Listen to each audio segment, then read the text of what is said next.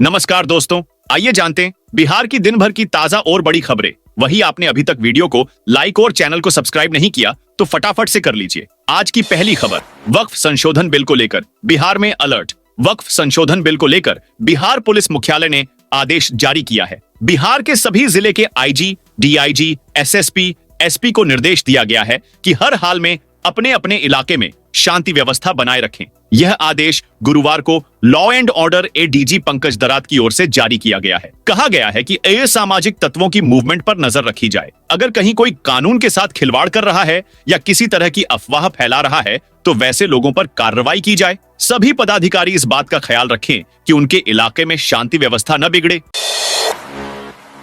बिहार किसानों को मुफ्त बिजली कनेक्शन देगी सरकार। बिहार सरकार ने किसानों के खेतों तक पानी पहुंचाने के लिए एक अहम कदम उठाया है। इसके लिए सरकार ने किसानों को सिंचाई की समस्या से छुटकारा दिलाने के लिए मुख्यमंत्री कृषि विद्युत संबंध योजना की शुरुआत की है। ये योजना बिहार सरकार की एक महत्वाकांक्षी योजना है। इस योजना के तहत बिहार के किसानों को सिंचाई के लिए मुफ्त में बिजली कनेक्शन दिया जाता है। इस योजना के तहत राज्य सरकार ने सितंबर 2026 तक कुल 8,40,000 कृषि बिजली कनेक्शन देने का लक्ष्य रखा है, जिसमें से अब तक 5,81,000 किसानों को फ्री कृषि बिजली कनेक्शन दिया जा चुका है। इसके साथ ही किसानों को मात्र 55 पैसे प्रति यूनिट की दर से बिजली मिलेगी। इससे डीजल की तुलना में बिजली से पटवन काम अब 10 गुनी से भी अधिक सस्ती हो गई है। पासवान फैमिली में 90 बीघा जमीन मकान की लड़ाई। पार्टी में 2 फाड़ होने के करीब 3.5 साल बाद पासवान फैमिली में अब संपत्ति पर विवाद शुरू हो गया है। विधानसभा चुनाव से पहले एक बार दिवंगत रामविलास पासवान की फैमिली सुर्खियों में है। इस बार मामला उनकी पैतृक संपत्ति पर कब्जे का है। मामला पुलिस थाने तक पहुंच गया है। दिवंगत रामविलास की पहली पत्नी राजकुमारी देवी ने देवरानी पशुपति पारस की पत्नी शोभा देवी और स्वेटर रामचंद्र पासवान की पत्नी सुनैना देवी पर मानसिक तौर पर प्रताड़ित करने का आरोप लगाया है। खगड़िया के अलौली थाना में एफआईआर भी दर्ज कराई है। पुलिस पूरे मामले की जांच में जुट गई है। वहीं बिहार भ्रमण पर निकले पशुपति पारस ने इसे पूरे मामले को पॉलिटिकल माइलेज लेने के लिए एक ड्रामा करार दिया है। उन्होंने कहा, यह पूरा मामला जमीन बंटवारे का है। बिहार में कितनी है वक्फ की संपत्ति पटना हाईकोर्ट में भी लंबित है। कई मामले लोकसभा में वक्फ संशोधन बिल पारित होने के साथ ही इस मुद्दे पर बहस एक बार फिर तेज हो गई है। जहां तक बिहार में वक्फ की संपत्ति का मामला है, यहां 3,000 से अधिक प्रॉपर्टी सुन्नी और शिया वक्फ बोर्ड के अधीन है। सुन्नी वक्फ बोर्ड के पास राज्य में करीब 2,900 तो शिया वक्फ बोर्ड के पास 327 संपत्तियां हैं। इनमें से कई संपत्तियां विवादित भी हैं। इनसे संबंधित मामले वक्फ ट्रिब्यूनल और पटना हाईकोर्ट में लंबित हैं। वहीं वक्फ संशोधन बिल के लोकसभा में पेश होने के बाद खानकाह मुनौमिया, पटना सिटी और इमारत ए शरिया ने इसका विरोध किया है। तेजस्वी यादव अचानक पहुंचे राजद कार्यालय। संगठन चुनाव को लेकर की बैठक। राजद नेता तेजस्वी यादव गुरुवार की दोपहर अचानक पार्टी कार्यालय पहुंचे। संगठन चुनाव को लेकर समीक्षा बैठक की। इस दौरान पार्टी के वरिष्ठ नेता उदय नारायण चौधरी, रामचंद्र पूर्वे, रणविजय साहू सहित कई अन्य नेता मौजूद रहे। बैठक में जिला से लेकर प्रदेश और राष्ट्रीय स्तर तक संगठन चुनाव की तैयारियों पर चर्चा की। पार्टी संगठन को मजबूत करने और विस्तार देने के लिए रणनीतियों पर विचार विमर्श हुआ। साथ ही विभिन्न जिलों से प्राप्त रिपोर्टों की समीक्षा की गई और आगामी कार्य योजना पर चर्चा की गई है। ऑटो वालों ने एक हफ्ते के लिए टाली हड़ताल। स्कूलों में ऑटो और ई रिक्शा के एक सप्ताह तक परिचालन करने पर ऑटो यूनियन फिलहाल राजी हो गए हैं। अब गुरुवार से सभी ऑटो और ई रिक्शा 9 अप्रैल तक बच्चों को लेकर स्कूल जाएंगे। ऑटो यूनियन ने यह फैसला जिलाधिकारी के साथ बुधवार को हुई बैठक के बाद ली। इसकी जानकारी ऑटोमेंस यूनियन बिहार के महासचिव अजय कुमार पटेल ने दी। बताया कि डीएम डॉक्टर चंद्रशेखर सिंह ने उनकी मांग को विभाग तक ले जाने का आश्वासन दिया है। रामनवमी पर पटना प्रशासन सतर्क। महावीर मंदिर में खास बैठक। रामनवमी पर विधि व्यवस्था बनाए रखने और अन्य तैयारियों को लेकर जिला प्रशासन ने पटना के महावीर मंदिर में महत्वपूर्ण बैठक की। बैठक में श्रद्धालुओं की सुविधाएं, सुरक्षा के साथ ट्रैफिक प्लान और मंदिर परिसर में व्यवस्थाओं को लेकर कई अन्य दिशा निर्देश दिए गए। बैठक के बाद डीएम डॉक्टर चंद्रशेखर सिंह और वरीय पुलिस अधीक्षक अवकाश कुमार ने बताया कि श्रद्धालुओं की सुविधा और सुरक्षा प्रशासन की सबसे पहली प्राथमिकता है। अधिकारियों ने आश्वासन दिया कि प्रशासन रामनवमी पर्व को शांतिपूर्ण और सुरक्षित ढंग से संपन्न कराने के लिए पूरी तरह तैयार है। भागलपुर में बनेगा कचरा मटेरियल रिकवरी सेंटर। भागलपुर शहरी क्षेत्र में कचरा निस्तारण और पृथकीकरण सबसे बड़ी समस्या है। डंपिंग ग्राउंड में कचरे का पहाड़ बनता जा रहा है। भागलपुर में प्रोसेसिंग प्लांट की व्यवस्था नहीं है। इस बीच खुशखबरी आई कि 7.5 एकड़ जमीन पर कचरा मटेरियल रिकवरी सेंटर बनेगा। केंद्र सरकार ने इसके लिए फंड जारी कर दिया है। नगर विकास एवं आवास विभाग ने निगम नगर से प्लान मांगा है, जिसके बाद गीले व सूखे कचरे के निस्तारण को लेकर बड़े प्लांट का निर्माण किया जाएगा। इस प्लांट की क्षमता प्रतिदिन 100 टन कचरा निस्तारण की होगी। यहाँ जैविक खाद भी तैयार किया जाएगा। इसके लिए 1 सप्ताह में कार्य योजना बनाकर निगम को भेजना है। बिहार में मठ मंदिरों पर अतिक्रमण रुकेगा। बिहार में मठ और मंदिर की जमीन का रिकॉर्ड अब आम आदमी भी देख सकेंगे। मठ और मंदिरों की जमीन पर अतिक्रमण रुकेगा, साथ ही इसे गलत तरीके से बेचे जाने के मामलों पर भी ब्रेक लगेगा। मठ मंदिर की जमीन का ब्यौरा ऑनलाइन करने के लिए पोर्टल तैयार किया जाएगा। किस मठ और मंदिर के पास कितनी जमीन है, संबंधित मठ मंदिर की जमीन कहां है, जमीन की चौहद्दी सहित पूरा आंकड़ा पोर्टल पर अपलोड होगा। अमित शाह ने नीतीश और चिराग को कैसे भरोसे में लिया? वक्फ संशोधन विधेयक बुधवार को लोकसभा में पारित हो गया। भारतीय जनता पार्टी के सहयोगी दल इस बिल पर पहले संशय में थे। हालांकि सदन में जेडीयू, लोजपा समेत एनडीए के सभी दल सरकार के साथ नजर आए। बताया जा रहा है कि केंद्रीय गृह मंत्री अमित शाह ने बिहार के मुख्यमंत्री नीतीश कुमार और केंद्रीय मंत्री चिराग पासवान को भरोसे में लेकर इनकी पार्टी को वक्फ बिल पर समर्थन के लिए राजी किया। इसके लिए पटना से दिल्ली तक बैठकों का दौर भी चला। इससे पहले 30 मार्च को जब अमित शाह पटना आए थे, तब भी एनडीए के नेताओं के साथ उनकी बैठक हुई थी। उसमें मुख्यमंत्री नीतीश कुमार समेत सभी प्रमुख नेता मौजूद रहे थे। बताया जा रहा है कि उस बैठक में भी शाह ने नीतीश को वक्फ बिल पर भरोसे में लेने की पूरी कोशिश की। सूत्रों के अनुसार शाह ने नीतीश को बताया कि यह बिल वक्फ बोर्ड में पारदर्शिता लाने के लिए बनाया गया है। इससे धार्मिक मामलों में हस्तक्षेप नहीं होगा। यह भी कहा गया कि इस बिल से पसमानदा और गरीब मुसलमानों के साथ ही मुस्लिम महिलाओं का एनडीए के प्रति झुकाव बढ़ेगा। चुनाव से पहले बिहार को सीएम नीतीश ने दिया बड़ा गिफ्ट। बिहार में विधानसभा चुनाव से पहले सीएम नीतीश प्रदेश के युवाओं को नौकरी की सौगात दे रहे हैं। बिहार के कई विभागों में नौकरियां निकाली जा रही है। इसी बड़ी में बिहार स्वास्थ्य विभाग में भी बड़ी बहाली निकली जा रही है। इसके साथ ही प्रदेश में 18 नए मेडिकल कॉलेजों के खोलने के क्षेत्र में तेजी से काम किया जा रहा है। इसका ऐलान खुद स्वास्थ्य मंत्री मंगल पांडे ने किया है। उन्होंने कहा है कि प्रदेश में 18 नए मेडिकल कॉलेज बनाए जाएंगे। स्थापना दिवस पर बिहार बीजेपी लॉन्च करेगी चुनावी प्लान। भाजपा के 75वें स्थापना दिवस पर कई चुनावी अभियान का भी आगाज होगा। स्थापना दिवस पर 6 अप्रैल से बूथ से लेकर प्रदेश स्तर तक बीजेपी पखवाड़ा मनाएगी। बीजेपी प्रदेश अध्यक्ष दिलीप जायसवाल ने पार्टी प्रदेश मुख्यालय में गुरुवार को प्रेस कॉन्फ्रेंस में यह जानकारी दी। उन्होंने कहा कि पार्टी के विधायक, सांसद सहित सभी सीनियर नेता 10 से 12 अप्रैल तक गांव-गांव जाएंगे। चलो गांव की ओर अभियान चलेगा। प्रदेश संगठन से जुड़े सवाल पर उन्होंने कहा कि जल्द प्रदेश कार्य समिति बनेगी। हालांकि उन्होंने कोई समय सीमा नहीं बताई।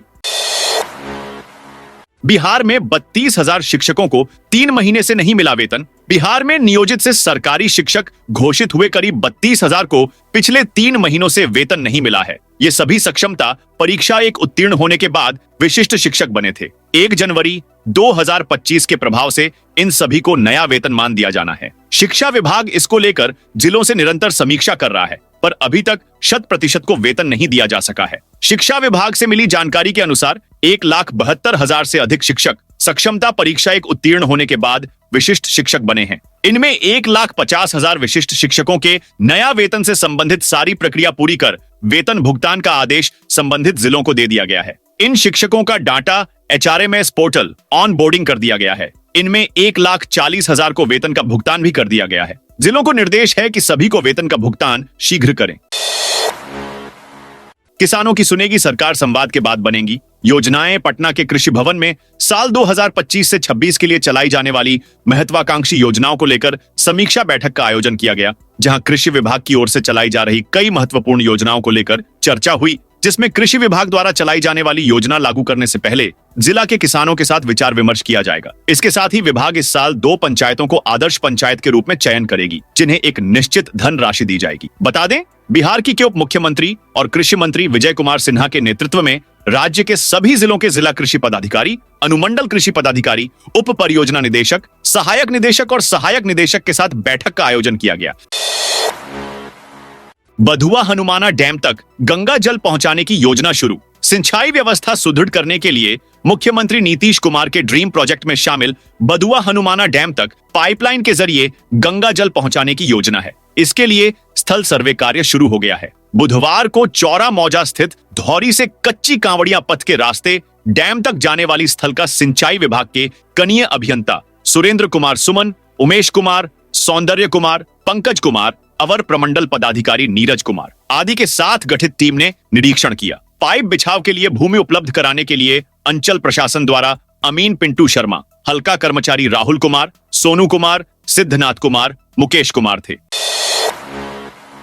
लालू यादव की दिल्ली एम्स में हुई सर्जरी। राष्ट्रीय जनता दल के सुप्रीमो लालू प्रसाद यादव की गुरुवार को दिल्ली एम्स में सर्जरी हुई। शरीर पर घाव होने के बाद उनकी तबीयत बिगड़ गई थी। पटना के पारस अस्पताल में इलाज कराने के बाद उन्हें बुधवार शाम दिल्ली लाया गया था। दिल्ली एम्स में एडमिट होने के बाद विशेषज्ञों की एक टीम उनका इलाज कर रही है। एम्स के डॉक्टरों ने लालू के घावों का ऑपरेशन किया है। फिलहाल उन्हें अस्पताल में ही रखा गया है। पटना में बांस घाट से जेपी गंगापथ तक बनेगा एलिवेटेड रोड। पटना स्थित मंदिरी नाले पर बन रही 2 लेन के संपर्क पथ का बांस घाट से जेपी गंगापथ तक की सड़क एलिवेटेड होगी। मुख्यमंत्री नीतीश कुमार ने संपर्क पथ को तेजी से पूरा करने का निर्देश पदाधिकारियों को दिया है ताकि यह तय समय पर बन जाए। मुख्यमंत्री ने बुधवार को संपर्क पथ के विकास कार्यों का निरीक्षण किया और कई दिशा निर्देश दिए। निरीक्षण के दौरान मुख्यमंत्री ने बिहार कला महाविद्यालय के समीप पहुंचकर निर्माण कार्यों का जायजा लिया। इसके बाद बांस घाट स्थित काली मंदिर एवं आयकर गोलंबर के समीप पहुंचकर मंदिरी नाले पर निर्माणाधीन 2 लेन संपर्क पथ का स्थल निरीक्षण किया। उन्होंने पदाधिकारियों से कहा कि बिहार कला महाविद्यालय की चहारदीवारी को किसी प्रकार की क्षति न पहुंचे, इसका विशेष ख्याल रखें। लैंड म्यूटेशन को लेकर सरकार सख्त, इन अफसरों पर गिरेगी गाज। राजस्व एवं भूमि सुधार विभाग की समीक्षा बैठक में विभागीय मंत्री संजय सरावगी ने सबसे खराब प्रदर्शन करने वाले अधिकारियों पर कार्रवाई का आदेश दिया। बुधवार को हुई समीक्षा बैठक में विभाग के अपर मुख्य सचिव दीपक कुमार सिंह तथा सचिव जय सिंह भी मौजूद थे। दाखिल खारिज मामलों में विगत 6 महीनों में सबसे खराब प्रदर्शन करने वाले पदाधिकारियों पर सख्त नाराजगी जाहिर करते हुए मंत्री ने कार्रवाई का आदेश दिया। मंत्री ने कहा कि कई छोटे मोटे कारणों की वजह से अंचलाधिकारियों द्वारा दाखिल खारिज के मामलों को अस्वीकृत कर दिया जाता है। गोपालगंज में भेड़िए की दहशत, 40 दिनों से डर के साए में ग्रामीण। गोपालगंज के सदर ब्लॉक स्थित बसड़ीला खास मुर्गियां टोला में भेड़िए के आतंक से ग्रामीणों में भारी दहशत है। बीते 2 महीनों से गांव में डर का माहौल बना हुआ है। खासकर 20 फरवरी को हुए हमले के बाद ग्रामीण सहमे हुए हैं। उस हमले में 40 साल के शिक्षक बलेंद्र यादव बुरी तरह घायल हो गए थे। इस घटना के बाद से गांव के लोग दहशत में हैं। सुरक्षा के लिए ग्रामीण लाठी डंडे लेकर पहरा दे रहे हैं। महिलाएं और बच्चे घरों से बाहर निकलने में डर रहे हैं, जबकि मवेशियों को भी सुरक्षित रखने के लिए घरों में बांधकर रखा जा रहा है। सऊदी अरब में फंसा अमीरुद्दीन, 14 साल बाद लौटा घर। नौकरी के लिए सऊदी अरब गया भागलपुर का एक युवक 14 साल बाद घर लौटा है। जॉब के लिए सऊदी गया युवक एक हादसे के बाद दोषी करार दिया गया था। उसका पासपोर्ट जब्त कर लिया गया था। जब परिजन को जानकारी हुई तो वे बेटे की वतन वापसी को परेशान हो गए। करीब 9 साल तक परिजन परेशान रहे। अगस्त 2024 में उनकी मुलाकात उदाकिशनगंज मधेपुरा के एसडीओ से हुई। उन्होंने एसडीओ को सारी कहानी बताई। फिर एसडीओ ने सऊदी अरब में इंडियन एम्बेसी में जानकार को इस बारे जानकारी दी। इंडियन एम्बेसी ने सारी जानकारी इकट्ठा की और फिर युवक को प्लेन और ट्रेन का टिकट कराकर भागलपुर भेजा। वाल्मीकि नगर के जंगल में लगी आग, रिहायशी इलाके पहुंचे वन्य जीव। वाल्मीकि नगर के जंगल में लगी आग के चलते वन्य जीव अब तेजी से रिहायशी इलाकों की ओर बढ़ रहे हैं। बुधवार रात हवाई अड्डा चौक स्थित महेश शाह के घर में विशालकाय कोबरा सांप दिखाई देने से हड़कंप मच गया। जैसे ही घर वालों की नजर सीढ़ी पर बैठे कोबरा पर पड़ी, सभी डर गए और तुरंत वन विभाग को सूचना दी। कुछ ही देर में वन विभाग की टीम मौके पर पहुंची और विशेष उपकरणों की मदद से सांप को सुरक्षित तरीके से पकड़कर जंगल में छोड़ दिया।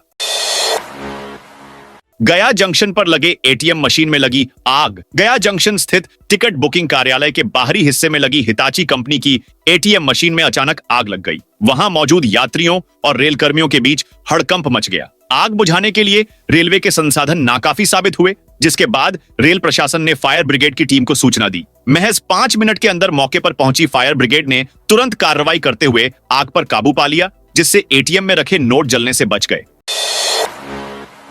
बिहार के इन 4 जिलों में बारिश का अलर्ट। बिहार में मौसम ने करवट ली है। शाम से ही कई जिलों में आसमान में बादल नजर आए। इसके अलावा कुछ जगहों पर हल्की बूंदाबांदी भी हुई है। मौसम विभाग ने बताया है कि पछुआ के कारण प्रदेश का मौसम शुष्क और सामान्य बना रहेगा। हालांकि गोपालगंज, बक्सर, कैमूर, रोहतास जिले के कुछ स्थानों पर हल्की बारिश की संभावना है। ब्रिज मेंटेनेंस पॉलिसी तैयार कर रही नीतीश सरकार। बिहार में पिछले साल मॉनसून सीजन में एक के बाद एक धड़ाधड़ पुल पुलियां गिर गए थे। इससे सबक लेते हुए नीतीश सरकार अब ब्रिज मेंटेनेंस पॉलिसी तैयार कर रही है। इसके तहत राज्य के पुलों के बेहतर रखरखाव के लिए हेल्थ कार्ड बनाया जाएगा। पथ निर्माण विभाग की ओर से नई नीति का काम अंतिम चरण में है। जल्द ही नीतीश कैबिनेट से मंजूरी के लिए प्रस्ताव भेजा जाएगा। बिहार के पथ निर्माण मंत्री नितिन नवीन ने बुधवार को ब्रिज मेंटेनेंस पॉलिसी की समीक्षा की। मंत्री ने कहा कि पॉलिसी से संबंधित शेष कार्यों को जल्द पूरा कर कैबिनेट में भेजा जाएगा। इस पॉलिसी का मुख्य उद्देश्य ससमय पुलों का रखरखाव और मजबूतीकरण पर ध्यान देना है। हर महीने पुलों की रियल टाइम मॉनिटरिंग होगी। बिहार में लगभग 3,500 से अधिक छोटे बड़े पुल है। बिहार के मुजफ्फरपुर में एक मरा हुआ व्यक्ति डीलर के पास हर महीने राशन के लिए आता था। मुजफ्फरपुर से एक हैरान कर देने वाला मामला सामने आया है, जहां मरे हुए व्यक्ति का आत्मा डीलर के पास राशन लेने आता था। इतना ही नहीं, वह पीडीएस की मशीन पर अंगूठा भी लगाता था। इस खबर ने सबको हैरान कर दिया है। राहुल कुमार नाम के एक व्यक्ति ने दावा किया है कि उनके पिता शंकर साह की मृत्यु 16 जून 2023 को हो चुकी है, लेकिन फिर भी उनके नाम पर राशन का उठाव जारी है। राहुल ने डीलर से जब संपर्क किया तो उन्होंने बताया कि उनके पिता नियमित रूप से आधार कार्ड लेकर आते हैं और अंगूठा लगाकर राशन ले जाते हैं। यह सुनकर राहुल हैरान रह गए, क्योंकि वह अपने पिता का अंतिम संस्कार कर चुके हैं। पूरा मामला जिले के मिठनपुरा थाना क्षेत्र के कालीबाड़ी रोड सुंदरबाग का है। सुप्रीम कोर्ट ने पटाखों पर बैन हटाने से किया इनकार। सुप्रीम कोर्ट ने दिल्ली एनसीआर में पटाखों के निर्माण, भंडारण और बिक्री पर लगे प्रतिबंध को हटाने से इनकार कर दिया है। कोर्ट ने कहा कि लंबे समय से यहां वायु प्रदूषण खतरनाक स्तर पर बना हुआ है। मामले की सुनवाई के दौरान जस्टिस अभय एस ओका और उज्जवल भुइयां की बेंच ने कहा कि सड़कों पर काम करने वाले लोग सबसे ज्यादा प्रदूषण से प्रभावित होते हैं। हर किसी के पास अपने घर या कार्यस्थल पर वायु शुद्धिकरण यंत्र लगाने की सुविधा नहीं होती। आप कार्यकर्ताओं ने शुरू की पदयात्रा। आम आदमी पार्टी के कार्यकर्ताओं ने गुरुवार से समस्तीपुर में केजरीवाल पदयात्रा शुरू की। पदयात्रा का नेतृत्व पार्टी के प्रदेश अध्यक्ष राकेश यादव ने किया। इससे पूर्व पदयात्रा की शुरुआत शहर के धुरलक गांव से हुई, जहां पदयात्रा में शामिल लोगों ने आम लोगों को जानकारी देते हुए बताया कि जिस तरह से केजरीवाल सरकार ने दिल्ली में आम लोगों के लिए काम किया, शिक्षा के क्षेत्र में, सड़क के क्षेत्र में काम किए गए। इस तरह का काम इन दिनों पंजाब में किए जा रहे हैं। अगर बिहार में आम आदमी पार्टी की सरकार बनी तो उसी तर्ज पर बिहार में भी काम किया जाएगा, ताकि बिहार में शिक्षा का स्तर बेहतर बने। नेपाल सीमा से सटे इस इलाके में खुला अवर निबंधन कार्यालय। सुपौल में नेपाल सीमा से सटे वीरपुर में अवर निबंधन कार्यालय का उद्घाटन बुधवार को उत्पाद, मद्य निषेध एवं निबंधन मंत्री रत्नेश सादा ने किया, जहां पहले दिन 2 लोगों ने जमीन की रजिस्ट्री कराई। इस दौरान मंत्री रत्नेश सादा ने लोगों को बधाई दी। उन्होंने कहा कि इलाके के लोगों के लिए अवर निबंधन कार्यालय का खुलना किसी उत्सव से कम नहीं है। 6 फरवरी को राज्य कैबिनेट ने इसकी स्वीकृति दी थी। अब कार्यालय खुलने से लोगों को 42 किलोमीटर दूर गणपतगंज का सफर नहीं करना होगा। वही मंत्री नीरज कुमार बबलू ने कहा कि बसंतपुर अंचल के अलावा अन्य जिन पंचायतों के लोगों का आग्रह आएगा, उन्हें भी वीरपुर अवर निबंधन कार्यालय से टैग किया जाएगा। बता दें कि वीरपुर में निबंधन कार्यालय की मांग लंबे समय से चल रही थी। बीते जनवरी माह में प्रगति यात्रा के दौरान सीएम नीतीश कुमार ने इसकी घोषणा की थी। साथियों, ये थी बिहार की दिन भर की ताजा और बड़ी खबरें। आपने अभी तक बिहार समाचार चैनल को सब्सक्राइब नहीं किया तो फटाफट से कर लीजिए, ताकि बिहार की खबरें सबसे पहले आपको मिले।